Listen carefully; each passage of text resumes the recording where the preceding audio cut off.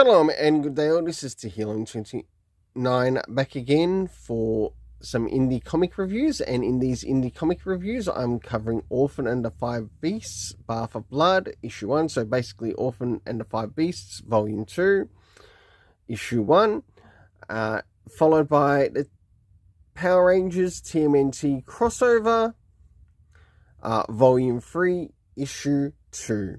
I'll now get things ready and organized for the first one that I'll be reviewing. So, moving into first things first, does this cover in any way, shape or form connect to something that is happening inside with the story?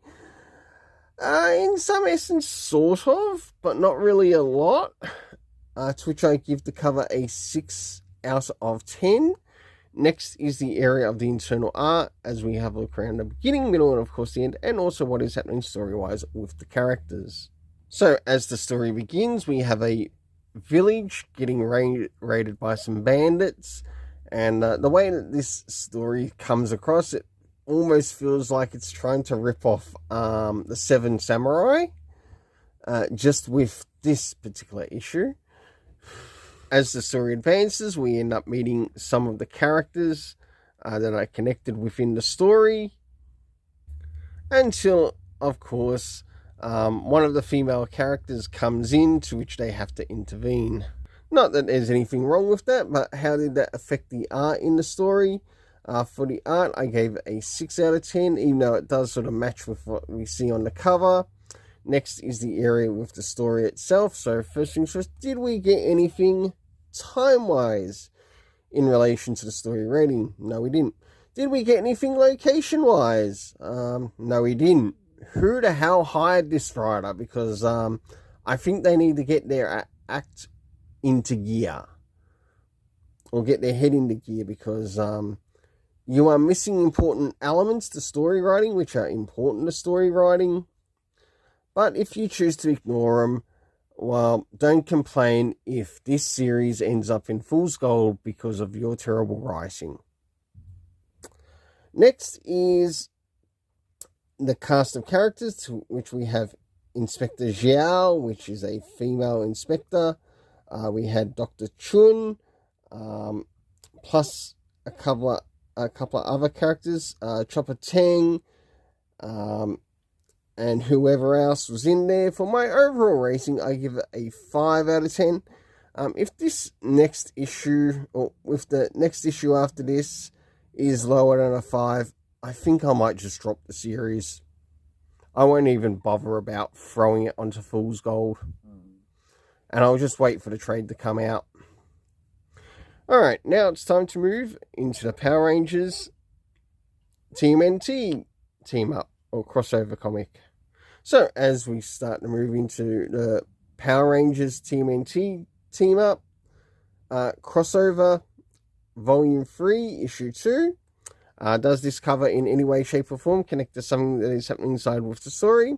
In some essence it does, to which I give it a 7 out of 10. Now it's time to move in relation to the internal art, as we have a look around the beginning, middle, and of course the end, and also what's happening story-wise with the characters. As the story begins, we start off in the area of the command center, to which we have the Turtles along with everyone else connected to the Power Rangers in this story that are occurring in this event, as they are discussing what's occurring.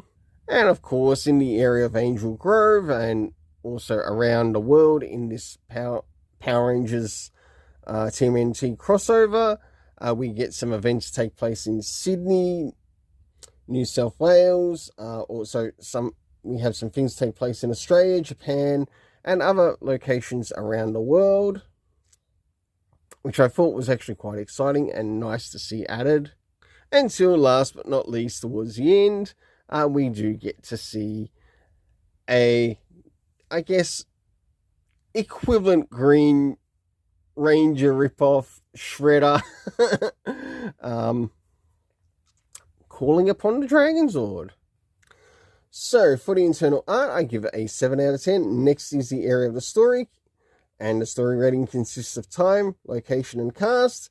First things first, the area of time. We didn't get anything in the area of time. Next is the location, to which we had the command center.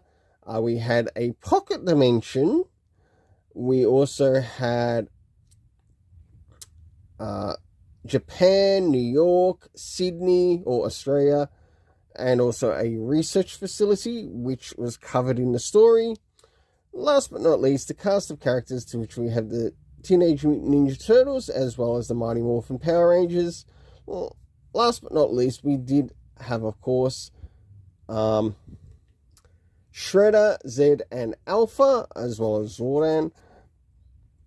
For my overall rating for this, I give it a 7 out of 10. Until then, let's keep it colorful and have yourself an awesome day.